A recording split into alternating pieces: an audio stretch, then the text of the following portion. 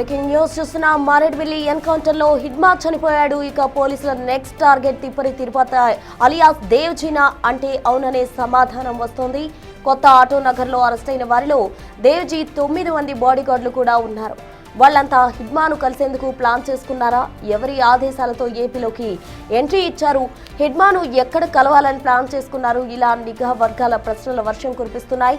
వాళ్ళ ఎంక్వైరీలో దేవ్జీ ఎక్కడ ఉన్నాడో క్లారిటీ రానుంది. ఇప్పటికే ఆంధ్ర ఒడిశా బోర్డర్లో దేవ్జీ కోసం కూంబింగ్ మొదలుపెట్టారు. అయితే దేవ్జీ పోలీసుల అదుపులోనే ఉన్నాడంటూ పౌర సంఘ నేతలు ఆరోపిస్తూ ఉన్నారు.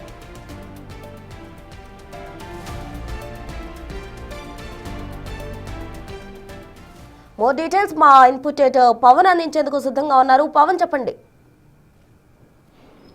దేవ్జీ ఆచూకీ పైన ప్రస్తుతం సస్పెన్స్ కొనసాగుతుంది. నిన్న భారీ ఎత్తున అటు విజయవాడలో కావచ్చు 5 జిల్లాలలో పోలీసులు మావోయిస్టులను అరెస్ట్ చేశారు. ఇందులో దేవ్జీకి సంబంధించిన బాడీగార్డులు ఉన్నట్లుగా కూడా చెప్తూ ఉన్నారు. ఈ నేపథ్యంలో కేంద్ర కార్యదర్శి స్థాయిలో ఉన్న వ్యక్తి గన్మెన్లు లేకుండా ఎక్కడికి వెళ్ళిపోయాడు అనే ప్రశ్న ఉత్పన్నమవుతుంది. ఇప్పుడు ప్రజెంట్ దేవ్జీ కోసం విపరీతంగా గాలింపు చర్యలు చేపడుతున్నారు. కొద్దిసేపటి క్రితమే అటు మరోసారి ఏజెన్సీ ఏరియాలో ఎన్కౌంటర్ జరిగినట్లుగా అటు ఏడీజీ మహేష్ చంద్ర లడ్డా ధృవీకరించారు. అక్కడ జరుగుతున్న కాల్పుల్లో 6 నుంచి 7 మావోయిస్టులు మృతి చెందినట్లుగా కూడా ఆయన ధృవీకరించారు. కానీ మృతుల్లో అగ్రనేత దేవ్జీ ఉన్నారా అంటూ అటు మీడియా ప్రశ్నకు ఆయన సమాధానం దాటవేశారు. దాంతో అక్కడ జరిగిన ఎన్కౌంటర్లో దేవ్జీ ఉన్నాడనే ప్రచారం జరుగుతుంది. కానీ పోలీసులు మాత్రం ఇంతవరకు ధృవీకరించడం లేదు. వాస్తవానికి నిన్న అటు దేవ్జీ గన్మెన్లు పట్టుబడ్డమే చాలా అనేక అనుమానాలకు తావిస్తుంది. వాస్తవానికి ఇటీవల వరుస ఎన్కౌంటర్లతో మావోయిస్టు పార్టీ కోలుకోలేని విధంగా దెబ్బతింది. నంబాల కేశవరావు ఎన్కౌంటర్ జరిగిన సమయంలో ఆయన బాడీగార్డులందరూ కూడా చనిపోయిన తర్వాత నంబాల కేశవరావు కూడా పోలీసుల ఎన్కౌంటర్లో మృతి చెందారు. కానీ నిన్న ఎటువంటి కాల్పులు జరగకుండా ఎటువంటి ప్రతిఘటన లేకుండా మావోయిస్టు పార్టీ అగ్రనేత గన్మెన్లు లొంగిపోవడం అంటే దేవ్జీ కూడా లొంగిపోయి ఉంటాడు, అందుకే వీళ్ళెవరూ కూడా ప్రతిఘటించలేదనే ప్రచారం జరుగుతుంది. కానీ ఇప్పటిదాకా పోలీసులు మాత్రం తాము అరెస్టు చేశాము, తమకు వచ్చిన సమాచారం మేరకు ఒకేసారి వేర్వేరు జిల్లాలలో మావోయిస్టులు తలదాచుకున్నారన్న సమాచారం, నిర్దిష్టమైన సమాచారం మేరకే తాము వీళ్ళందరినీ కూడా అదుపులోకి తీసుకున్నాం, అరెస్ట్ చేశామంటూ చెప్తూ ఉన్నారు. ఒకవేళ వాళ్ళు నిజంగానే లొంగుబాటు కోసం యత్నించి ఉంటే లొంగిపోయారని ప్రకటించి ఉండేవారం అంటూ కూడా మహేష్ చంద్ర లడ్డా అయితే అన్నారు. అయితే దేవ్జీ ఆచూకీ ఎక్కడ అనే దానిపైనే ప్రస్తుతం సస్పెన్స్ అయితే కొనసాగుతుంది. ఇటు పౌర హక్కుల నేతలు మాత్రం ఇప్పటికే దీనిపైన చెప్తూ ఉన్నారు. నిన్న జరిగిన హిడ్మా ఎన్కౌంటర్ కావచ్చు, అదంతా కూడా బూటకపు ఎన్కౌంటర్. ఈ నెల 24వ తారీఖునే హిడ్మాను ఆయన భార్యను అటు విజయవాడలో అదుపులోకి తీసుకున్నారు, ఏలూరులో అదుపులోకి తీసుకున్నారు. ఆ తర్వాతే వాళ్ళని అటవీ ప్రాంతానికి తీసుకెళ్లి కాల్చివేశారనే ఆరోపణ. పవన్, మీరు ఒక్క సెకండ్ లైన్లో ఉండండి. అటు ఏడీజీ మాట్లాడుతున్నారు, ఒకసారి లైవ్ చూద్దాం. జోగారావు అలియాస్ టేక్ శంకర్, ఆయన బేసికలీ శ్రీకాకుళం నుంచి, is a native of Srikakulam. Is a in charge CCM for Andhra Odisha border, and he's specialized in technical things, either arms manufacturing, communication and chustara. But it is a tentative information. Once everything confirms, I'll be able to again tell you, or our officers will tell you. So this is Maredmalli area lo continuous ga ninna jarigin daniki around 5-7 kilometers దూరంలో ఉన్నాయి. అదే most likely అదే అనిపిస్తున్నాయి. Just give us few more minutes, will give you entire details. We're identifying, ఇప్పటి వరకు ఒక్కరు identify అయ్యారు. ఎంతవరకు నేను అది కూడా టెంటేటివ్ చెప్తున్నారు మా వాళ్ళు. Because unless we talk to their every one concern వాళ్ళతో మాట్లాడే వరకు 100% చెప్పను. బట్ టెంటేటివ్గా ఆయన అనిపిస్తున్నారు. మిగతా ఎవరు ఉన్నారో ఏమి ఐడెంటిఫికేషన్ కాలేదు, ఉంటే మీకు చెప్తాను. ఒక్కరు బేసికలీ మెట్టూరి జోగారావు అలియాస్ టేక్ శంకర్ శ్రీకాకుళం నుంచి ఆయన. Thank you. Ya, this person is there from last almost 15-20 years నుంచి is there in the movement. He left this place after continuous operations from there, and probably he would have come to revive the things again, as we are telling. Thank you. Yeah, thank you very much. Thanks.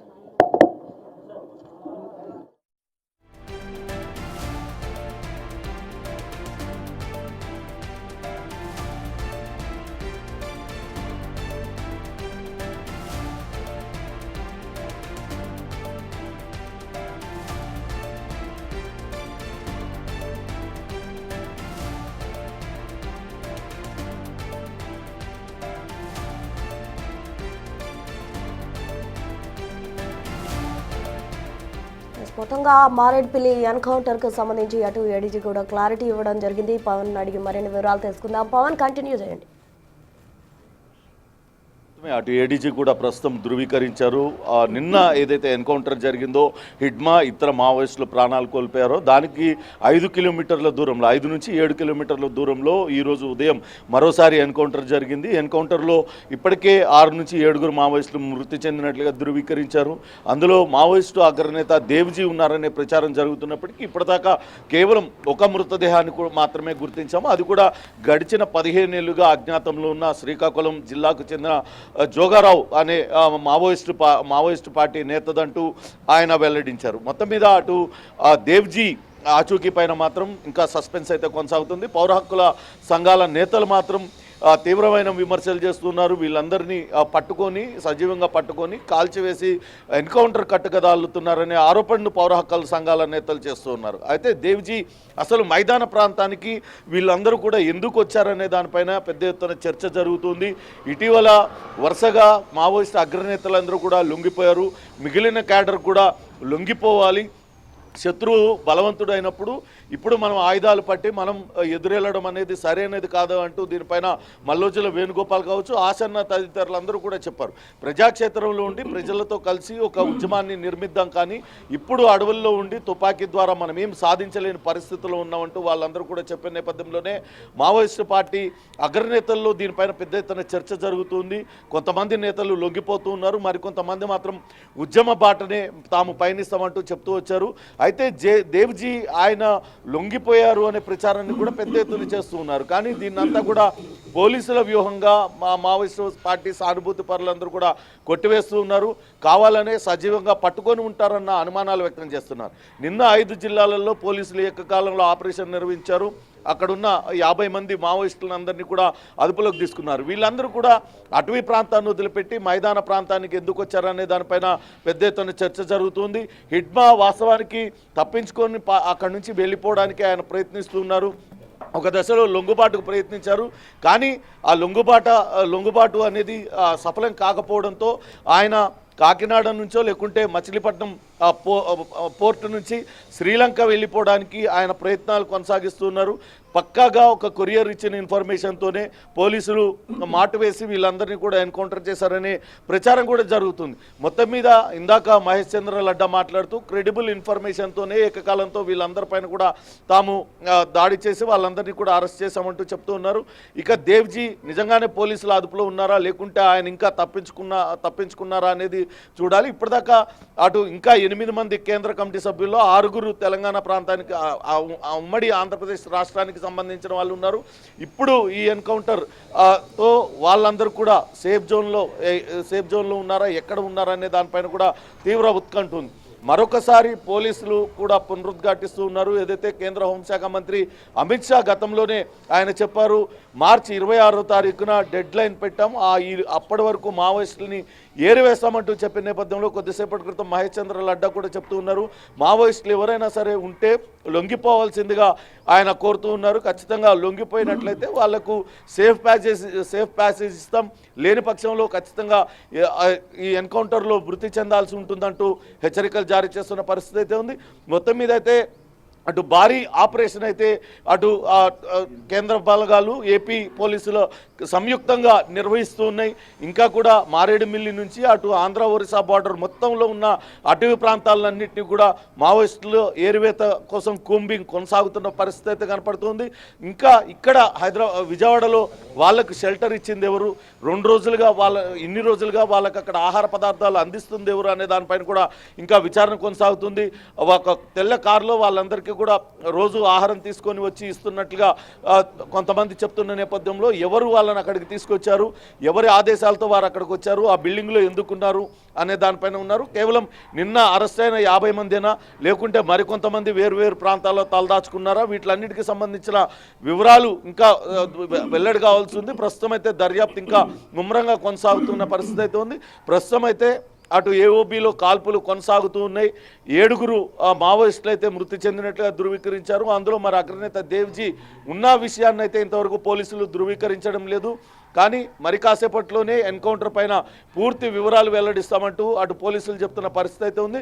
మొత్తం మీద అయితే ఈ ఎన్కౌంటర్లు, ఈ లొంగుబాట్లతోని Maoist party పూర్తిగా తుడిచిపెట్టుకున్న పరిస్థితి.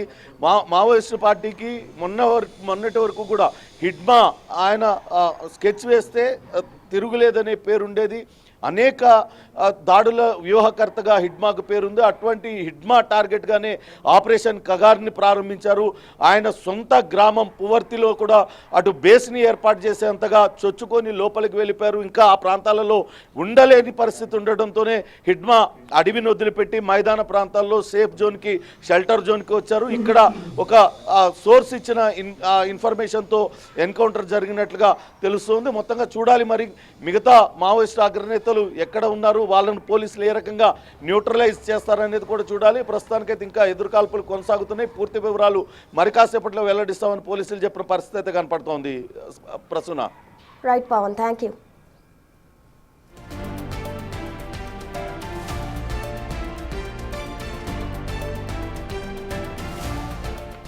ఇక మొత్తంగా మారేడుమిల్లి ఎన్కౌంటర్లో హిడ్మా చనిపోవడం జరిగింది. ఇక పోలీసుల నెక్స్ట్ టార్గెట్ తిరుపతి అలియాస్ దేవ్జీనా అన్న ప్రశ్నలు అందరూ కురిపిస్తూ ఉన్నారు. మొత్తంగా దేవ్జీ కూడా ఎన్కౌంటర్లో చనిపోయినట్టు వస్తున్న ప్రచారాలకు సంబంధించి ఇప్పటి వరకు కూడా పోలీసులు ఎటువంటి ప్రకటన అయితే చేయలేదు. అటు ఏడీజీ అయితే ఈ రోజు జరిగిన ఎన్కౌంటర్కు సంబంధించి 7 మాత్రమే చనిపోయారంటూ కూడా స్పష్టం చేయడం జరిగింది. మరి దేవ్జీ ఎక్కడున్నాడు ఏంటి అన్నదానికి సంబంధించి వివరాలు మరి కాసేపట్లో కూడా తెలిసే అవకాశం ఉందంటూ కూడా చెప్తున్నారు.